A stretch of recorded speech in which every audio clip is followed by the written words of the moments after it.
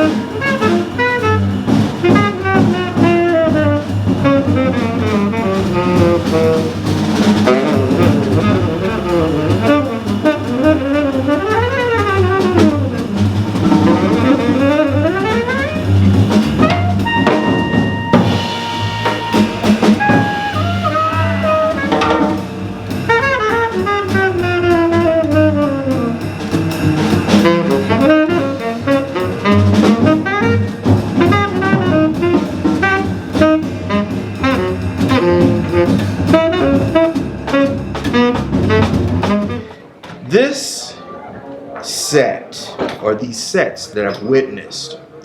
We're getting John in the old tradition, and we're going with the future. And I like how you and Brian and John have just made this work. How does this work? Oh man, well, Brian and I have been playing for decades, you know, with Danilo first, and then with Wayne. The first thing we did was the Motherland record, you know, with Danilo. Then yeah, I've been playing with Wayne for years. I recorded with him on Phantom Navigator in '87. So I was in the band, in between things with Chick, like in the 90s, because I was still with Chick. Then I left Chick to do my thing, but then Wayne called in the late 90s. And then so we started doing stuff, and then Danilo came in the middle of Allegria, and then Brian came in at the end of Allegria. So Brian, when I first heard Brian, it was on a Joshua Redman record, I think. I was still living in LA. Probably around 95 or something like that. And I freaked out. I said, who is this? I need to find him, you know. And I didn't have a number or anything, I just heard his name, you know. And then Danilo called him for that record we played together. It was instant. It was just like chemistry, like the three of us, we went, whoa. So the thing about Brian is he has all the elements that I need. Like, first of all, his musicianship and his knowledge of all the music is encyclopedic, like from all the history of jazz music, but also he played with roots music. Yeah. He knows all the Mississippi Fred McDowell. He played with Dylan. He played with Kenny Garrett, but he also played, you know, with Seal. He can play funk. He can play jazz. And when we play with Danilo, he plays African stuff and the Afro-Cuban stuff and the Panamanian, whatever you do, Brian knows what to do. So he's a supreme musician, and he's an incredible drummer. And his knowledge of what the drums historically can, you know, have done, and you know, he's got that perfect balance of the honoring the history, but also looking forward, you know. Right. And he found his own thing, which is not easy to do. But you've done it too. Well, in between Chick and Wayne. Yeah. There was kind of that equal. Yeah. I mean, I came up originally. I grew up in Brooklyn, East Flatbush, and we didn't have anything. My parents had any dough, and nobody knew about music world stuff. So I'm kind of a long shot. Just on paper, you would say, "Who is this kid? He doesn't even know." You know, I didn't have any people in the music industry. My parents weren't musicians. My brother started playing. He's also a pastor. He's 3 years older than I am. We are really close. We're like twins. His name is Tom. He's a guitarist.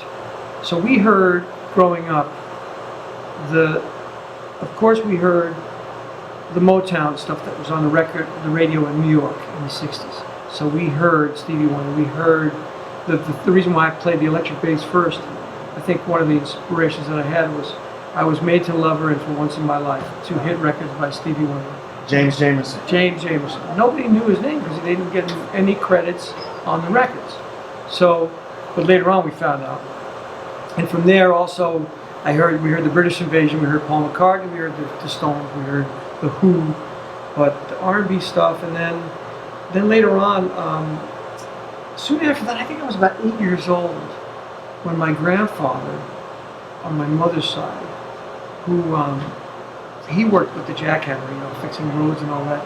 He was on a site, you know how in New York, even back then, you know, this is the 60s, when people moved, they would put their boxes out on the street and like stuff they didn't want.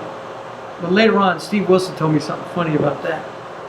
Because this box of records was put out, and my grandfather's, he was like, so he took it home. He didn't even realize Jimmy Smith records, Art Blakey and the Jazz Messengers, Wes Montgomery with Ron, Oscar Peterson with Ray, all these things. Nobody would throw these out.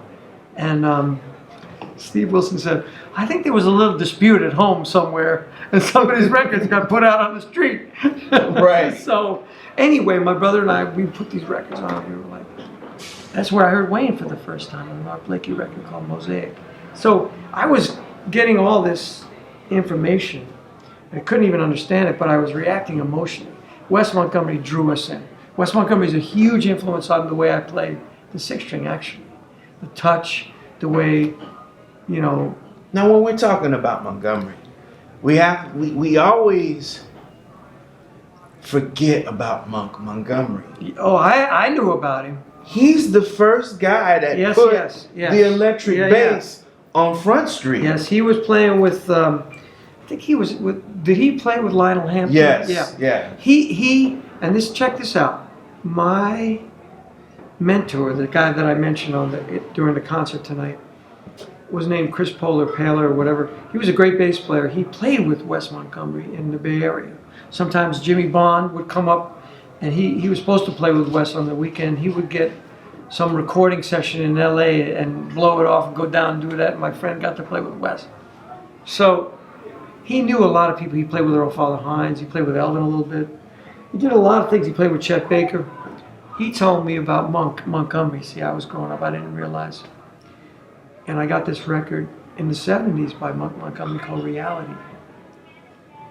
And it's like a record where he was kind of doing some soulful stuff and everything, but his phrasing was just like Wes. And he played with his thumb too. You could tell it's real warm and dark. And then I found out later that he did a record, I think he's on Art Blakey and the Jazz Messengers record, playing swing on the electric, killing. Wow. Totally killing. So this kind of stuff was all going in. I'm just a kid in Brooklyn. I didn't know what I'm doing. Then we moved to California, and then I met that mentor. He was hitting me to these other things. He hit me to Herbie with, you know, the Miles group with Ron, Tony, and Herbie. He hit me to Chick's music for the first time. I heard Stanley and them on the record called Return to Forever, and then Light as a Feather, and then all the other crazy stuff. With, you know, I went and saw the Return to Forever with when it became Electric. When they did the Romantic Warrior record, I saw them at the Berkeley Community Theater in Berkeley, California. God, I bet that was 1975 or something like that. That was overwhelmingly powerful music.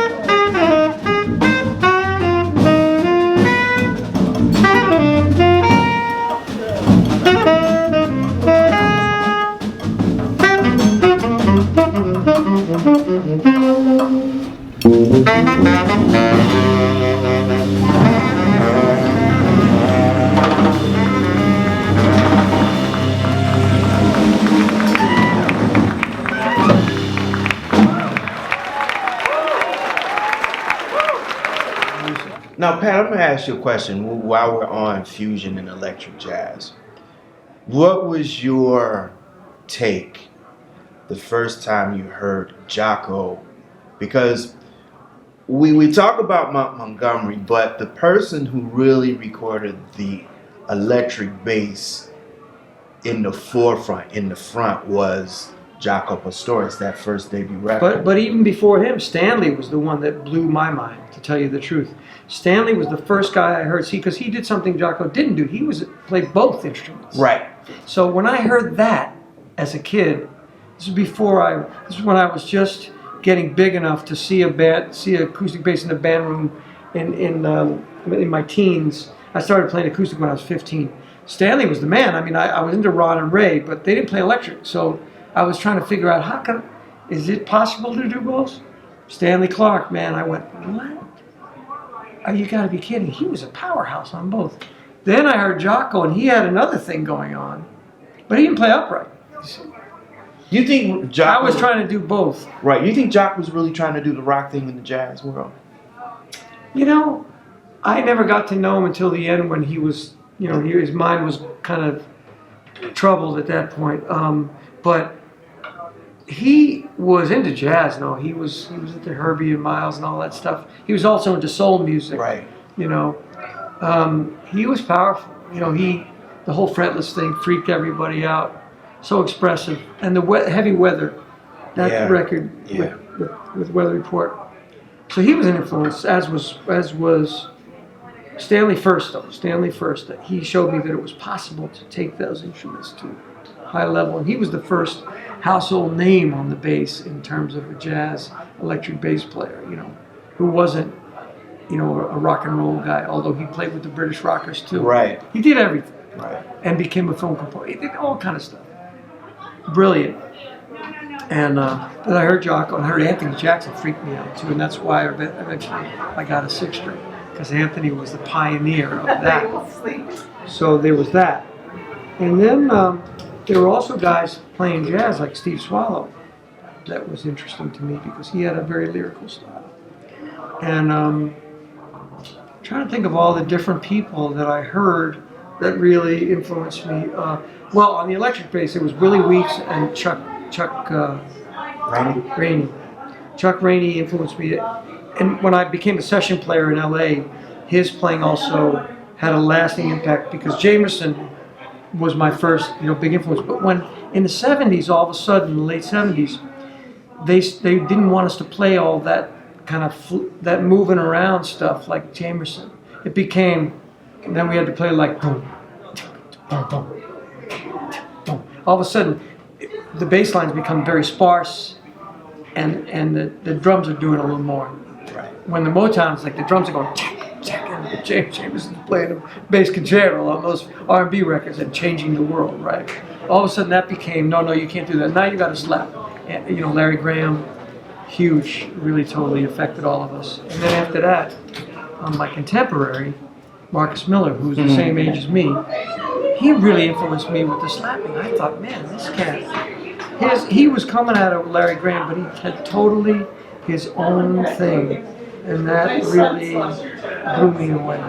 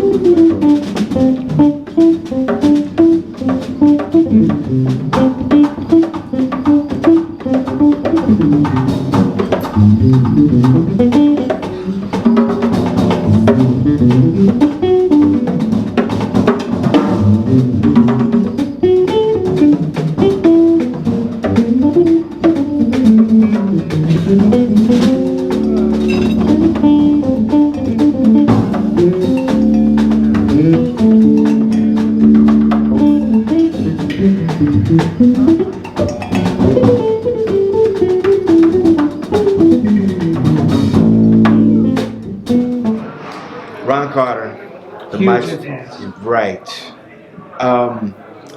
Ron has a phrase that he's been using lately about musicians that have left the band stage, and COVID hasn't been too kind to the music world and the world. We've lost a lot of figures. I need to ask you now about Wayne, that he's gone. What are some very important things that, as a bassist and a composer, and also as an instructor and a teacher, that you want the world to know about him, as well as what did you learn from him? Yeah. First of all, he was like a second father. We became very close. Very close. I loved him so much, and he loved me too. He really encouraged me. I learned a lot because when I first started playing with him, I'd been playing with Chick and everything, and I had learned a lot of stuff from Chick. I went through that whole school of harmony and rhythmic stuff. Woo! So I get with Wayne, and then we're playing the music from Atlantis, which is all this through composed music. Then we get to the blowing, it's one chord, and he's carving these solos out of granite that look like Mount Rushmore. And I was like, wow. It was a watershed moment. He redefined, like he played one of those solos that he was painting. He could kill you with one note, or he'd play 5 million, it didn't matter. He could just destroy you emotionally. So he'd play one of those solos, he'd look at me, want something? I'm like, no! He said, go, Paganini, go. He would and he really cared, but he was kicking my butt, but in a loving way, like he was showing me some stuff. And I was like, oh God, I gotta rethink. Is that the mystique? Because his compositions, I've said this, and I'll go to the grave saying this. Just like we have tribute concerts and tribute weeks to Duke Ellington. Right. He's the next one. He's the next one. Yes, he is. Without a doubt. And what is it about those compositions, like, Speak No Evil or juju or And that's just the small group stuff. Yeah. He wrote for orchestra. Yeah. He wrote, his orchestration chops were killing. He wrote an opera. He wrote tons of stuff that we used to play in concerts, concert music. He did all the orchestration. He was a genius. A genius. That word gets thrown around a lot. Right. But he's one that you can say, there is no debate that anybody can have about that. He was a genius. How does it impacted you now as a bassist and composer? Well, he was always encouraging me to write more, and he really believed in that, and he was very good to us. One thing he did to that end, I mean, he had a lot of faith in what we were trying to learn from him and grasp. And at one point, before we did the Emanon record, he was writing a clarinet concerto and some other stuff, and maybe he was already working on the opera. He said, I don't have quite enough of the orchestral material that we need for the Emanon record. He said, I want you guys to do some orchestrations, which he never did that with anybody. He looked at it was like a father giving his sons a homework, something to stretch them. And I was sitting there at lunch with Danilo and I, and all of a sudden, he was like, yeah, I want you to do Three Marias. And I was like, and Danilo said, yeah, let's do it. And then we decided to do it together. So we were out on the road and had my, computer with finale and everything. And so we put in Wayne's orchestration that we had on Three Marias for the Imani Winds, the woodwind quintet and the quartet. Put that in the computer.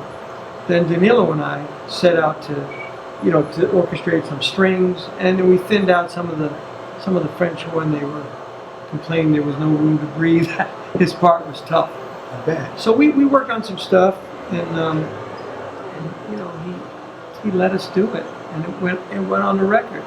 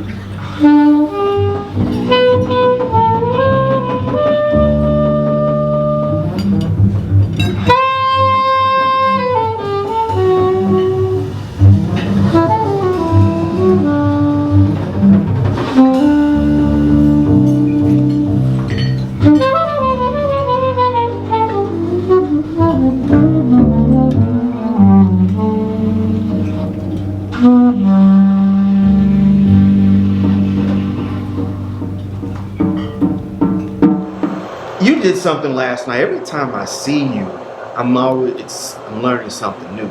I think I know more about you, but you got on that band stage last night and you said something that I hadn't heard in a while. You paid tribute to the great Charlie Hayden. Yeah, yes. Charlie. Another one. Another one. Yeah. Charlie doesn't, in my opinion, we talk about bassists. Yeah. No, His name is like not with the Ray Brown or the Ron Carter or... Well, he was different. He was basically a folk musician who became a jazz musician. And a poet, too. Very beautiful.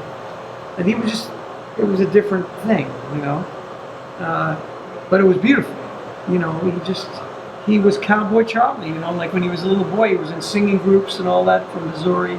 And so when he played, a lot of times I kind of knew what he was going to play, but he still made me cry anyway. He would do that thing where he would wave everybody out and he'd start playing like a folk melody. And I knew what he was going to do, and he still got to me every single time. So that's a soulful, that's like a roots music thing. That's like a blues guy in another kind of form, you know? So that's the way he hit me. I remember being in high school, towards the end of high school, beginning of college, where I was simultaneously checking him out and Dave Holland, because they were the opposite ends of the spectrum for me. Right. And I felt like they were both really, because their sound was what really got me. The way they produced the sound was totally opposite too. When was the first time you saw Charlie? I saw him. I remember going to see the Old and New Dreams band at UCLA Royce Hall. It was about 1979, something like that. I was in college. He was on Full Cylinders then. He was killing, and it was Dewey Redman, Ed Blackwell, Don Cherry. That was incredible. And you know, we went. You know, we were like all my buddies from college, all the bass players that we were hanging at college. At that point, I was down in Southern California, and we went to see them. And Charlie was killing. I mean, you know, that's the most. That's the one where, like, the first time I saw him play live, I heard him on all the records, you know, and I remember seeing Dave around that time, too. And Dave is the reason why I finally did a solo record some years back. Yeah, I saw Dave in 1978, 79, and he did that record Emerald Tears on ECM. And that blew my mind. It freaked me out, and it took me 40 years to get the guts to do one. And I did one, finally. You think Dave was, he was, to me, he was like, he didn't care about, and I think that came from Miles. Yeah. I think that came from him playing with Miles. Yeah. He didn't really care about the direction that all his contemporaries going. He wanted to be by himself. Yeah. And he had a firm grasp of the history of the instrument and what it was in jazz. He was a big, you know, he knew all about his predecessors. And an interesting thing, though, one of the guys that was one of his favorites was a guy named Leroy Vinnegar, who I knew about from L.A. He played with Les McCann. Yes, and a lot of other people, too. And he was a bad cat, Leroy Vinnegar. Had a great feel, huge beat. And I know that guy really influenced Dave a lot, too. Interesting, all the way in England, you heard Leroy Vinnegar. Right. So that's why jazz is the most beautiful thing, because it crosses every geographical, spiritual, and philosophical border. You can't escape it. It's a uniter. So it grabbed me when I was a kid, man, in Brooklyn. It came and found me and took me. Early, really. I mean, you know, I was kind of an oddball in high school. You know, I was totally into Bird and all the Train and everything. Everybody else was, you know, into rock and roll. And I liked that too, but I was already thoroughly bewitched by it, you know. So. That'll do it again for another edition of the Basic Chord, reporting live here at the Jazz Corner of the World, Birdland, here in the heart of New York City. I'd like to personally thank the talented John Patitucci for his time. Also, I'd like to personally thank the curators of this year's 2023 Peperoncino Jazz Festival. Also, I'd like to personally thank Mr. Johnny Valenti and his wonderful staff here at Birdland for their warm hospitality. People, I can't stress this more than enough. Please like, share, and subscribe, as well as leave comments on my YouTube and Vimeo page, as well as follow me on social media by way of Instagram, Twitter, and Facebook. Until next time, remember, if it's in the groove, it'll make you move. Till next time, peace.